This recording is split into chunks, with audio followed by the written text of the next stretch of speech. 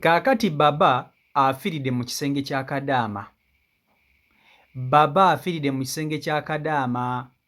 Kadaama alabika amunyiza ensigo oba amusindise n'akuba omutwe ku kisenge naye nga baba abadde azze kukwata Kadaama kubanga baba guno gwe muze gwe. Baba ono abadde amaze ebbanga ng'amazeeko Kadaama emirembe ng'amusaba ekyajjulayina ng'amusaba akaboozi naye nga Kadaama yagaana.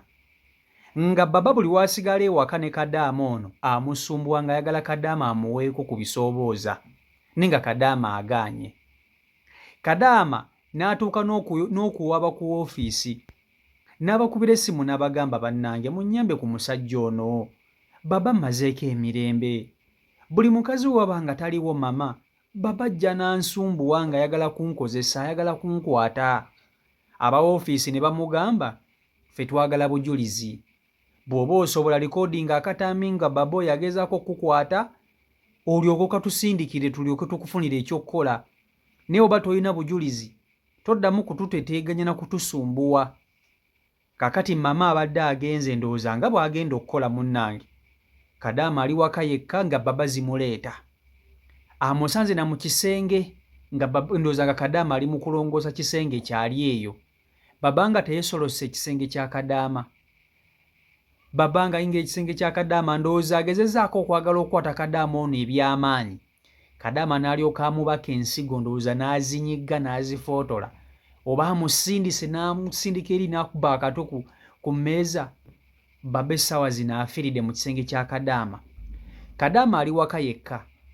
Mama taliiwo ewaka tewali aliwo. Omulambo gwa baba guli mu kisenge kya Kadaama. Ekyokkola takimanyi. Tadduke. Taakole ki? Amannya ga Kadaama ono bamuyita Keemigisha Sharon. Era bw'oba omanyi mukwano gwo oba mwatambula naye oba munyumya munoonyeeko muganda wange bamuyita Keemigisha Sharon oba muganda wo ayinza obba nga sisita wo. Essaawa yonna naye yandittibwa. Simanyi oba agenza okutta baba ono ng'alina obujulizi nti baba abadde agezaako okunkwata kyandibadde kikola amakulu, oba amusse bussi ako kaba kaweddemu. Kubanga ba woofiisi baba bamugamba nti kwata vidiyo nga baba agezaako okukwata mu bubba. Simanyi oba baba ono byonna ebituusewo Kadaama abirina ku katambi. Naye bw'aba nga tabirina Kadaama kaweddemu naye waakuttibwa tasobola kuwona. Kambatuuseeko omuwala ono omwewulirireko vidiyo nkusaba ogimpereka like vidiyo yiiyo. Banammwe namawulire si malungi yadde n'akamu. Muganda waffe mukozi munnaffe Kadaama munnaffe boosi we amufiiriddeko mu ruumu ye. Omwana ono amaze wiiki nnamba nga twogera naye.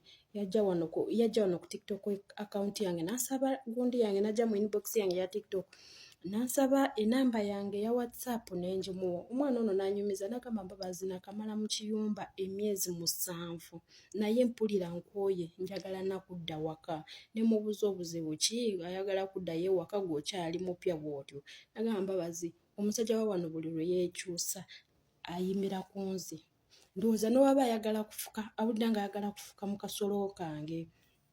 Ne mugamba ojja okubireko aba ofiisi yo bategeeze. N'agamba Mbabazi byonna nabikola. Nasooka kubira ofiisi yange ye Uganda ne bigaana n'enkubira eya wano n'eŋŋamba zo eza wano ziba zaagala evidence. Wanudde ojja recording oyo omusajja like ng'ali mu kukaka akaboozi like ng'ayagala kukwata omurecording. Eyo recording ogitereke kubanga ofiisi za wano ezisinga ziba zaagala bujulizi. N'agamba Mbabazi nja kugezaako naye mpulira bikoze eki bintamye omusajja buli lwe yeekyusa. N'agamba ekisinga okuntiisa mu mutima omukazi ali nsanga lowooze nti oba nali neegaseeko ne bbaawe oba nkyagadde okubeera ne bbaawe nga naye bbaawe nga seegatangako naye. Ne mugamba gwekola ekyo ekyokurekodinga oyo omusajja kye kigenda okujja mu buzibu. Olaba nga biganye fuluma okulira ebweru bw'oba ng'owulira ng'okyayagala kukola. N'agamba okay Mbabazi ne tubeerawo nga tunyumya leero omwana aŋŋambye nti omusajja afiiridde mu ruumu ye era byebimu ebimuleese kujja kukwata mwana oba bambi yamusindise oba yakoze ki. Omwana ono amannya ge ye Kemigisha Sharon. Amannya ge ye Kemigisha Sharon. Simugambe nti omwana omusajja musuule mu kasasiro. Simugambe musituluke n'omusule kuku. Omwana muganda waffe bimusobedde ewaka ne mu kibira. Simanyi nanga amagezi gampweddeko nengamba kansije mbabuulireko. Amannya ge ye Kemigisha Sharon.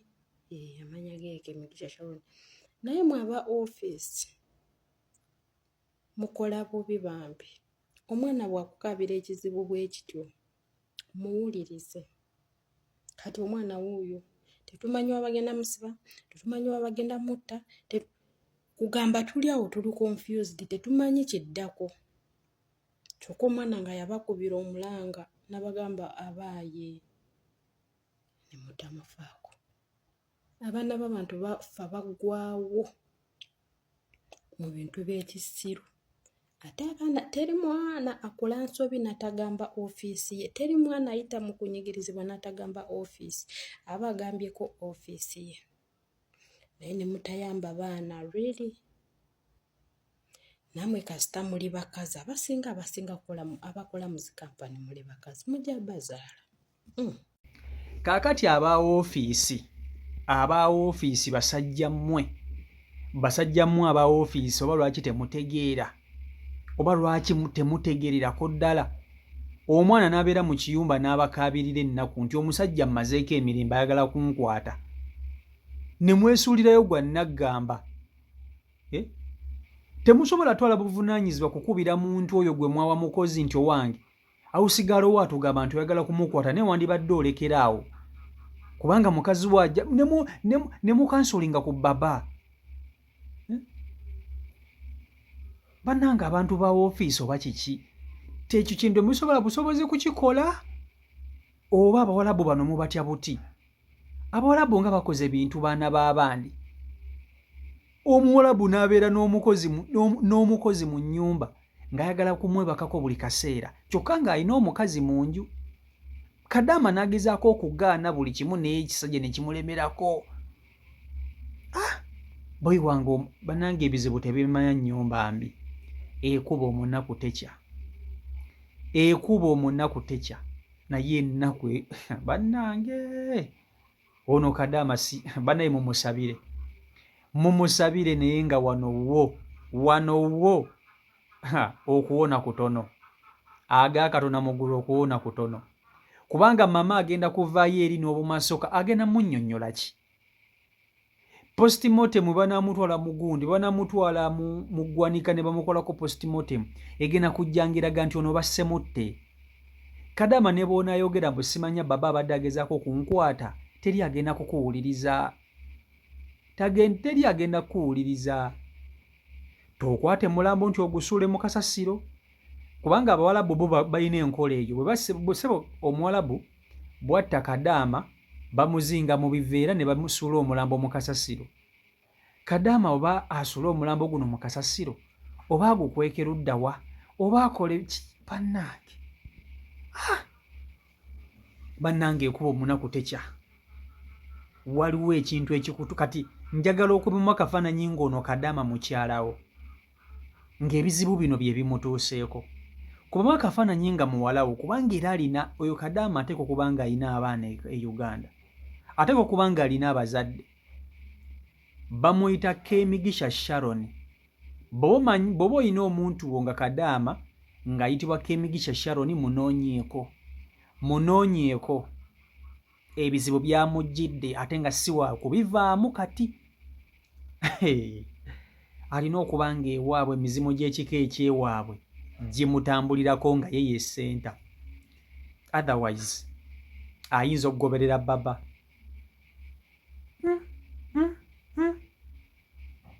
Naye aba ofiisi omwana n'abakubira essimu n'abagamba omusajja mmazeeko emirembe.